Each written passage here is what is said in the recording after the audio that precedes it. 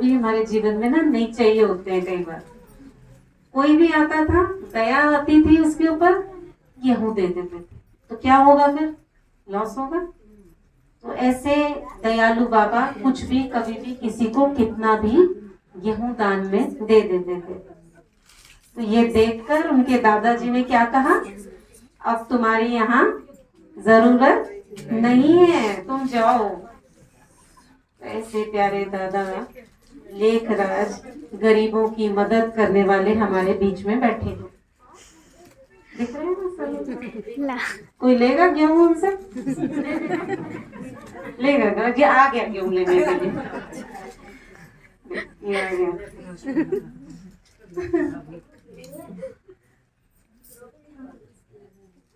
उनके लौकिक पिताजी स्कूल में प्राध्यापक थे, लेकिन दादाजी की दुकान थी। देखो ऐसे बेचते होंगे ना, आप इमेजिन कर सकते हो। तराजू में ठीक है, ऐसी तरह से ले लो, तराजू की जरूरत ही नहीं है, तुम जितना चाहे उतना ले जाओ। तो बाबा का व्यक्तित्व देखो कितना साधारण था। कैसे साधारण स्थिति से, कौन सी आत्मा थी बाबा की? कृष्ण की आत्मा। और उनका जो बचपन में जाओगे आप तो खेलते कूदते क्या बोलते थे, गांव का छोरा। हाँ, गांव का छोरा, बाइस्कोप देखते थे। देखो गेहूं तोड़ रहे हैं। ये दे दिया, पैसे भी नहीं लेंगे अभी तुम। तो दादाजी आएंगे, कहेंगे जाओ, हम तुम हमारे गेहूं को छोड़ दो, बिजनेस बंद कर देना।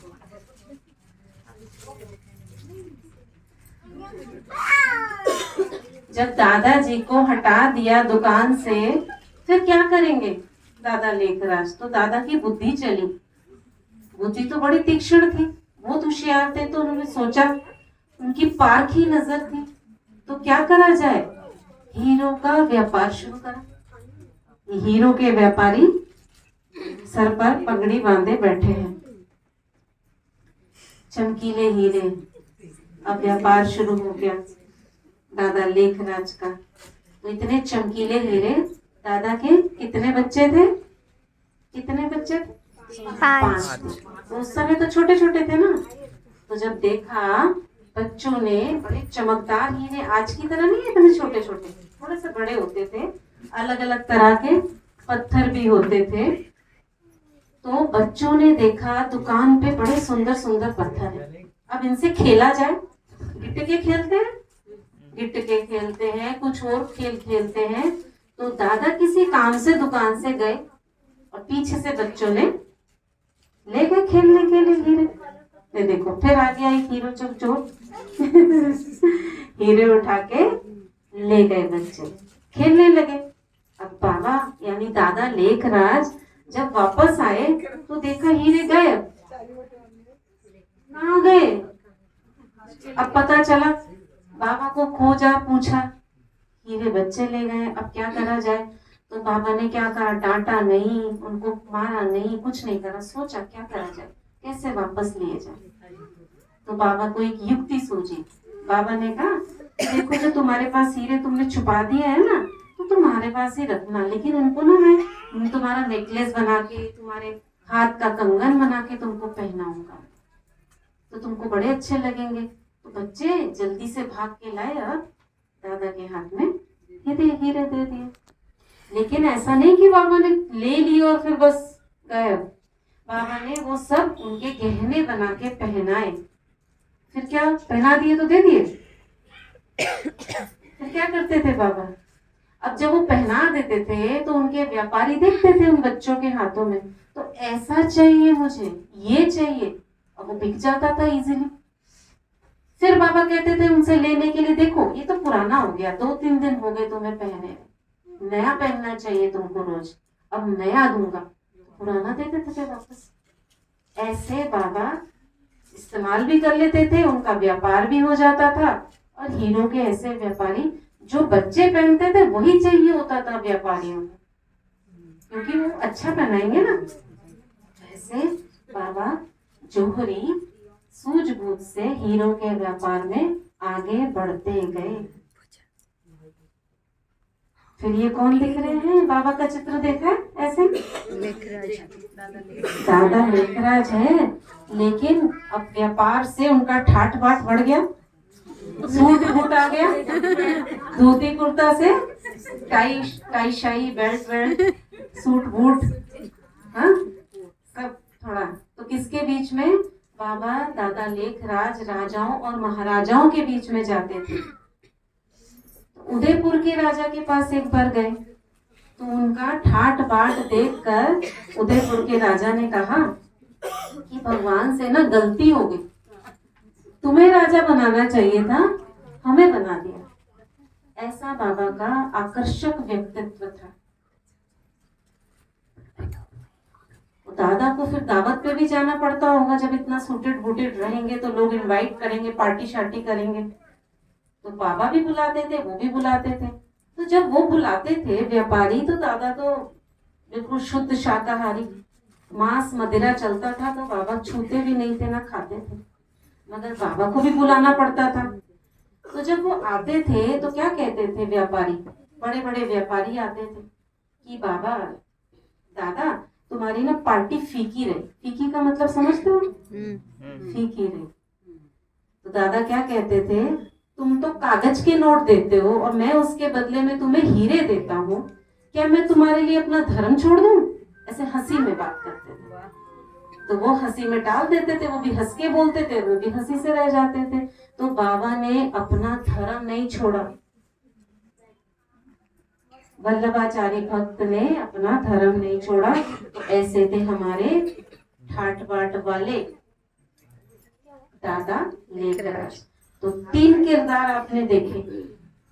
उसके बाद अगला किरदार जो उनके जीवन में एक विशेष मोड़ लेकर आया, कब, कौन सा साल था? 60 वर्ष की आयु का, 60 वर्ष की आयु का।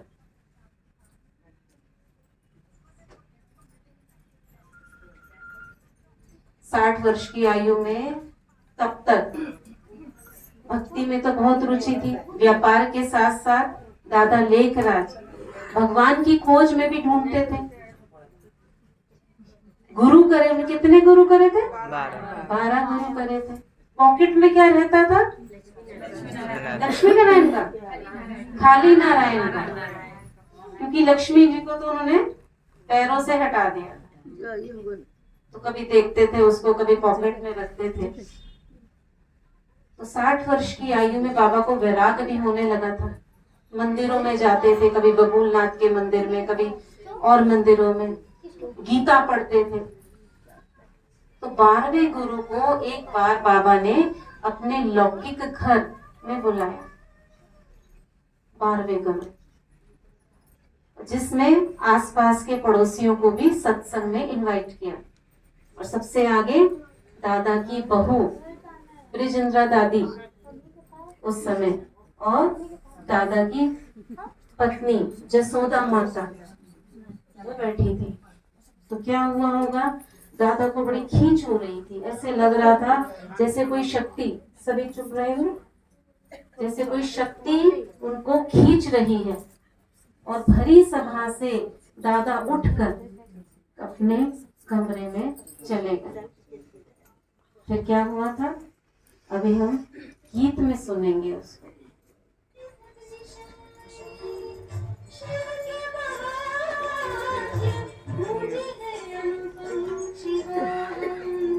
जब बाबा, शिव बाबा ब्रह्मा बाबा की भ्रिकुटी में प्रवेश करे, वो समय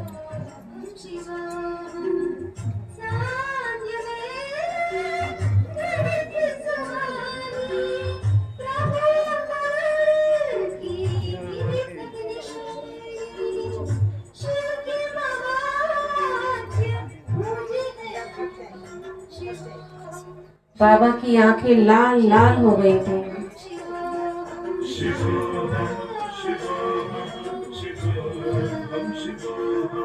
दादी ब्रिजेंद्रा बिल्कुल अशरीरी हो गई थी, जैसे ऊपर से लाल प्रकाश उतरकर ब्रह्मा बाबा की भ्रिकुटी में आ गया।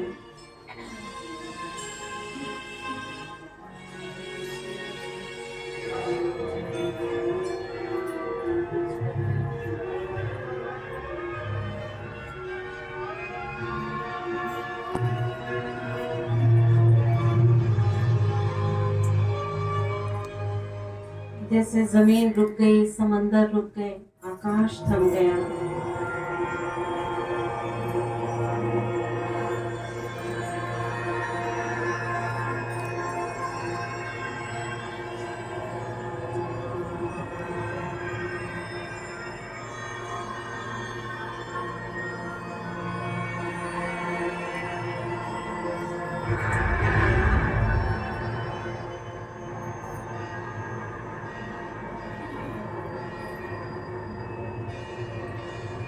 प्रकृति भी जैसे थम गई।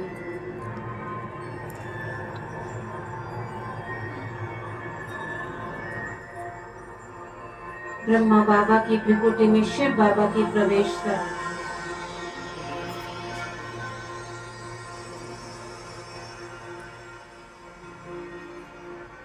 निजानं स्वरूपं शिवोऽहं शिवोऽहं ज्ञानं स्वरूपं शिवोऽहं शिवोऽहं प्रकाशं स्वरूपं शिवोऽहं शिवोऽहम्।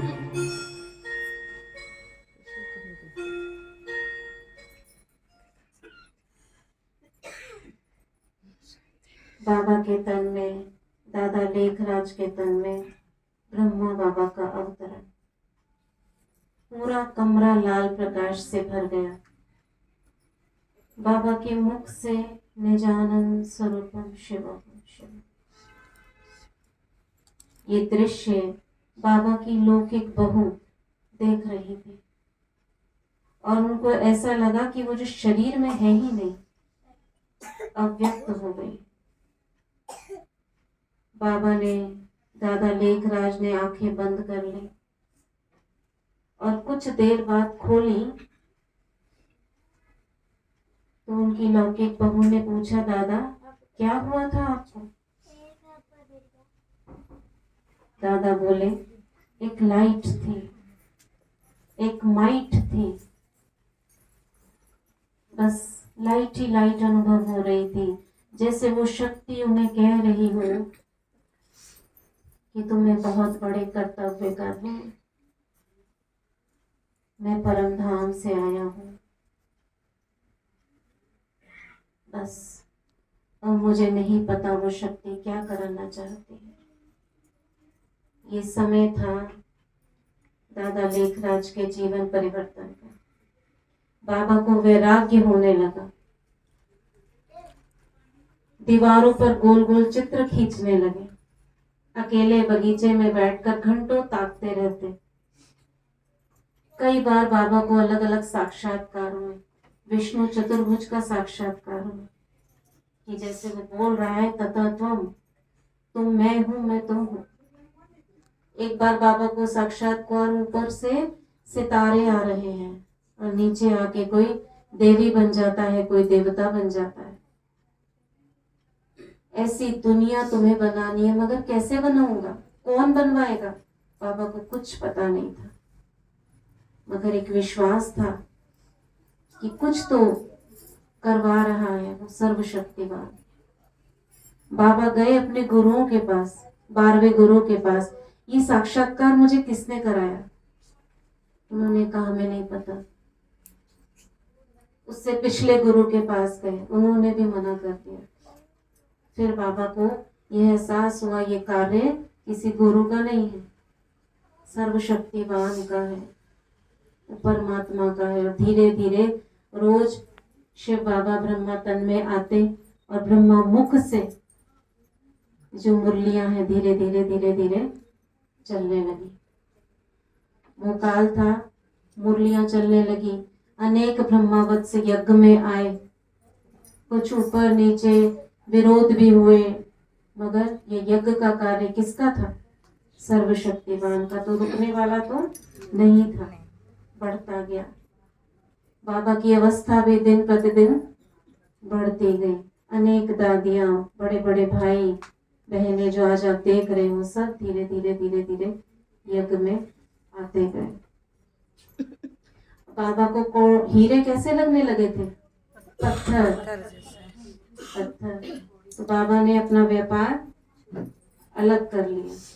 जो मुनाफा उनके हिस्से में आया उसे लेकर तो उनका जो वो था सेवक राम, उससे अपना बिजनेस अलग कर लिया और सारा यज्ञ के कारोबार में लगा दिया। 8 माताओं को निमित्त बनाया, सारी यज्ञ कारोबार उनके हाथों में चलने लगी। मम्मा आई, मम्मा भी गई 65 में। दादियां यज्ञ को बढ़ाने लगी और यज्ञ देश विदेश में एनजीओ गवर्नमेंट ने उस संस्था को क्या कहते हैं उसको ऑथराइज्ड कर लिया और ये एनजीओ बनकर सभी के बीच में बच्चे परिचय देने लगे और यज्ञ एक शिखर पर पहुंचता है। तो 60 वर्ष की आयु में बाबा के जीवन में परिवर्तन और यज्ञ का विस्तार। हमारे अगले किरदार बैठे हैं। बाबा की आयु लगभग 80 के करीब। यज्ञ का विस्तार बहुत हुआ, खान पान सभी का शुद्ध, पवित्रता सबके जीवन में आ गई। देश विदेश में सब जगह प्रचार, लोगों का आना, शांतिवन, ज्ञान सरोवर, ये सब बन गया। पांडव भवन एक प्रचलित संस्था के नाम से सभी जानने भी लगे। ब्रह्मा बाबा बूढ़े हो चले, बच्चों को पत्र लिखते हैं। उनके पत्र आज भी हिस्ट्री हॉल में लगे हुए हैं, लाल पेन से लिखते थे। ब्रह्मा का किरदार हमारे सामने है। बाबा मुरली सुनाते थे एग्जैक्ट टाइम पर, 6:15 बजे का टाइम होता था, बाबा हिस्ट्री हॉल में पहुंच जाते थे। लोग बच्चे घड़ी मिलाते थे कि अब 6:15 ये टाइम हो गया है बाबा की मुरली का। जो देखता था बाबा को, कोई अशरीरीपन, कोई कृष्ण का, ऐसे अनेक साक्षात्कार होते थे। वो दिन भी पार होते गए। किसी ने सोचा था फिर एक और मोड़ आएगा, एक यज्ञ इतिहास में एक ऐसा समय भी आएगा। कौन सा समय आएगा किसी को नहीं पता था, मगर एक मोड़ फिर आया। हिलाने वाला मोड़ था सभी के लिए। 18 जनवरी सुबह से ही बाबा की स्थिति तो अव्यक्त पहले से ही हो रही थी। बोलना बहुत कम हो गया था, देखते हुए भी ना देखना, सुनते हुए भी ना सुनना, बोलते हुए भी जैसे बाबा किसी और से बात कर रहे थे। फरिश्ता स्थिति ऐसी बाबा की आ चुकी थी। बाबा ने 18 जनवरी को 45 पत्र बच्चों के उनका जवाब दिया। जितने भी पत्र थे बाबा ने सभी का उत्तर दिया, किसी का रह नहीं जाए। कोई छोटे मोटे काम जो थे बच्चों को कहकर वो पूरे करवाए, मगर किसी को कुछ पता नहीं चला। रात्रि क्लास होती थी रोज, मगर रात्रि क्लास भी उस दिन 1 घंटा पहले करती। और क्लास के बाद बाबा उठे। बाबा पीठ नहीं करते थे बच्चों की तरफ, ऐसे नहीं जाते थे, ऐसे ऐसे जाते थे। तो ऐसे ऐसे जाकर, वो चित्र भी हिस्ट्री हॉल में लगा हुआ है, बाबा ऐसे बच्चों को अलविदा कहते हैं। बच्चे निराकारी, निर्विकारी, निरहंकारी भव, अब फिर मिलेंगे 5000 साल बाद, अलविदा। ऐसे कहकर बाबा अपने कमरे में चले गए। बाबा असहज महसूस कर रहे थे। बाबा ने दादी को बुलाया। कौन सी दादी? प्रकाशवाणी दादी को बुलाया और बाबा ने दादी का हाथ अपने हाथों में लिया। दादी का हाथ हाथों में लेना, बाबा का दृष्टि देना, और ऐसे महसूस हुआ जैसे एक करंट दादी के हाथों में दौड़ रहा है। वो अवस्था बाबा की एक युद्ध की सी जैसे कर्म योग और कर्म भोग की लड़ाई चल रही हो। वो उनके अंदर की स्थिति थी, बाहर कुछ भी पता नहीं चल रहा था। और देखते ही देखते हाथ जैसे ढीले पड़ गए, शरीर धीरे धीरे ढीला होता गया और उसके अंदर का पंछी उड़ गया।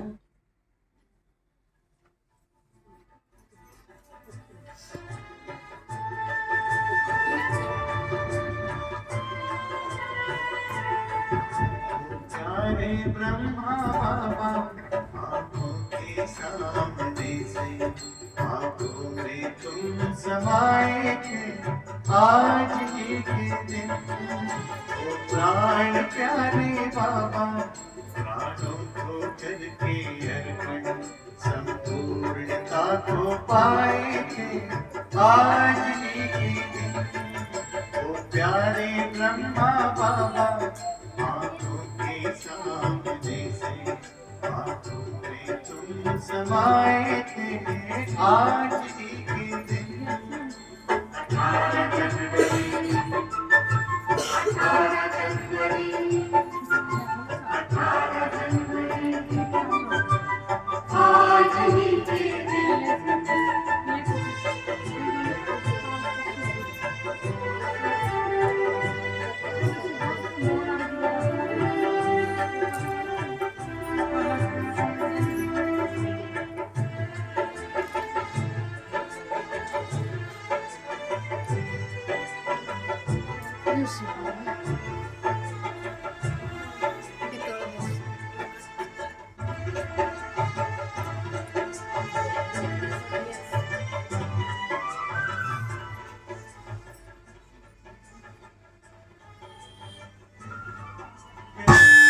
त्याग तब किसको सब करके वो सिखलाया। सब करके भी दिखलाया। कहते हैं त्याग तब किसको सब करके वो सिखलाया। सभी महसूस करेंगे जैसे वो हाथ दादी के साथ साथ हमारा भी है। ये जिम्मेदारी केवल दादी की नहीं, दादी में हम सब समाये हुए ब्राह्मण हैं। निमित्त एक है, यज्ञ की जिम्मेवारी हम बच्चों को सौंप कर बाबा कहीं गए नहीं हैं, आज भी हमारे बीच है। सभी को अनुभव है ना कि बाबा हमारे पास रहते हैं। ऐसा कोई है जो बोले कि हमें पता नहीं बाबा कैसे है, क्या प्यार है बाबा का। हर एक आत्मा के साथ शिव बाबा ब्रह्मा बाबा है। जिसको अनुभव करना हो उसे बस याद करो।